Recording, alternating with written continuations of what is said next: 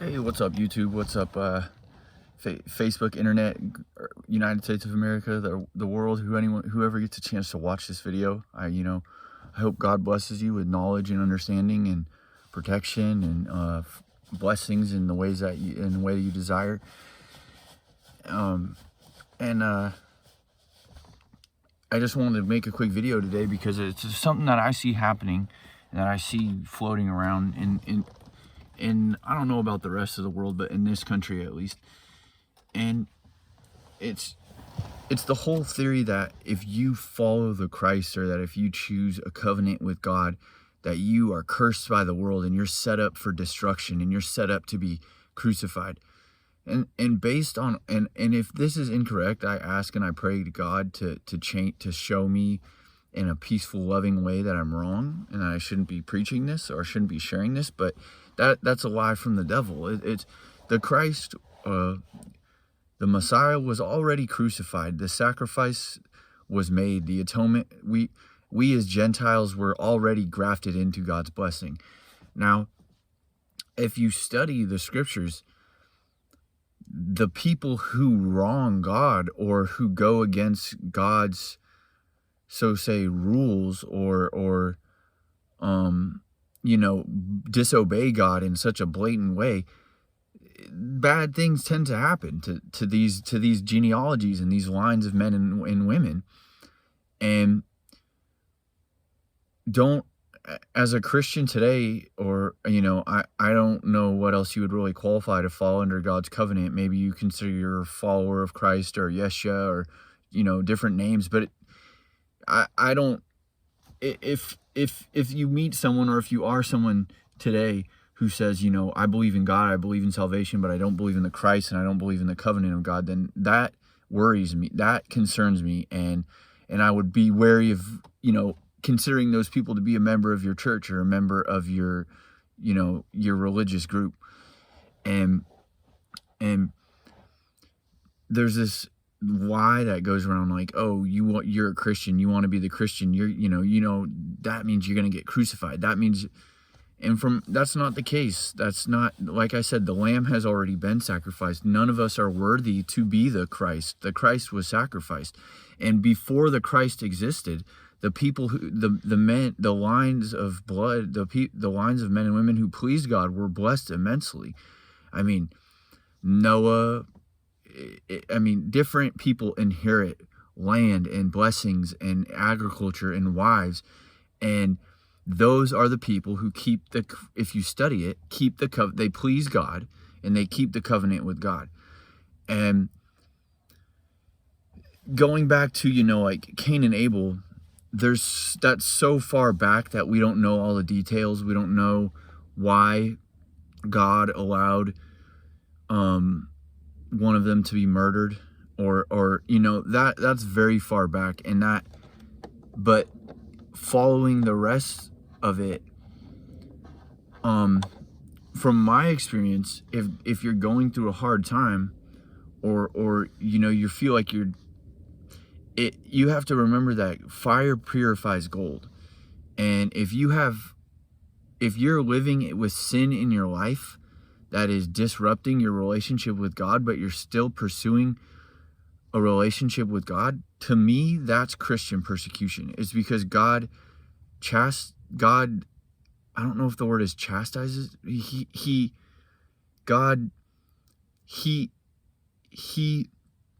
he loves you and you're seeking a relationship with him based on the word and based on my understanding, he will help you remove that sin from your life if it's interfering with your relationship with him. And the fear of God strikes me there, because the Bible says to master sin, because we're born into sin. If every sinner was sacrificed, we would all be dead upon arrival of the earth. The earth has been cursed since many different times by God, and everything in it, or as far as he could, or maybe not the ocean animals during the floods. There's details like that that are pretty important, and don't, as a Christian today, don't let the devil attack you with fear. you should fear God. If you consider yourself a Christian and you want to be portraying, seeking a relationship with God and seeking his blessing, you need to be aware that things like theft, murder, lying, dishonesty, cheating, those type of things interfere with your covenant with God. So if you're living that life, like cheating on your spouse, cheating on your boyfriend or girlfriend, lying to this person, lying to that person consistently, and to a point where that is a part of your life, especially recognize the 10 Commandments.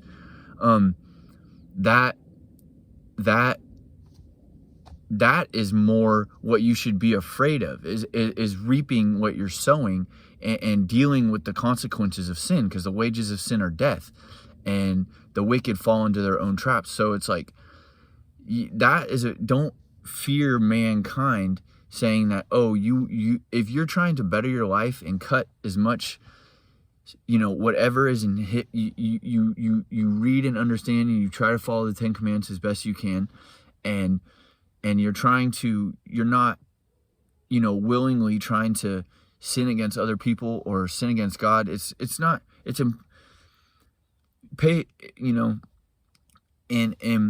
Or put evil, curse other people. You're seeking a covenant and a blessing with God, and I believe that exists. I believe it exists, and I believe it's a strong and beautiful thing. And I also believe that there's these intimidating lies that exist from Satan, and they portray the idea that if you just follow the Christ, you're going to be crucified. Well, that's not the case. I can't speak to exactly why certain disciples or certain apostles were crucified, but know this, that Jesus, the Christ, was crucified for all of us as human beings. And after he was crucified, I believe it was Paul and James were imprisoned. Now, Paul got taken out of prison because angels came and saved him. That powerful, that miraculous. God did not even allow him to be imprisoned. Now James, on the other hand, it says James died by the sword. My guess, and I'm not adding to the Bible, I'm not speaking on it, I don't think this was a crucifixion, so to say. I think that James missed Jesus so much, and because James was Jesus's brother, and I think James just longed for that intense relationship with God and that closeness with God so much that when the guards approached him, to him, it was like a battle for his. I don't think he was like, dragged through the. He didn't. Only the Christ is worthy of being the Christ. I think he will almost like. I don't want to say this, but it was almost like he chose to. I'm guessing he chose. My interpretation, to my knowledge today, is that he chose to fight. He chose because he missed. I think he missed Jesus. He missed God. He missed that reality of perfectness and perfection, and he just wasn't willing to have. That was his, and other disciples and apostles lived longer, and maybe they wanted, but it nowhere, we have to remember that the most important parts of my opinion, the most important parts of the Bible are the ones where God is speaking and God is performing miracles. An example being destroying Egypt, delivering the Hebrews, flooding the earth, or Christ himself. The rest of it, a lot of it is coming from people, human beings, disciples, apostles, not Jesus's mouth, not God's mouth, not God's miracles. And we have to remember that those people sin and bothered God too. So don't believe the lies of the devil. Oh, you want to stick up for what's right, you want to do the right thing, you're going to get crucified. No. God protects. God has a covenant with the people who seek him, seek righteousness, and put their problems on him. So Study the people who are blessed by God. They have a lot of similarities. And the people who are destroyed by God also have a lot of similarities. And we'll go into that a different time.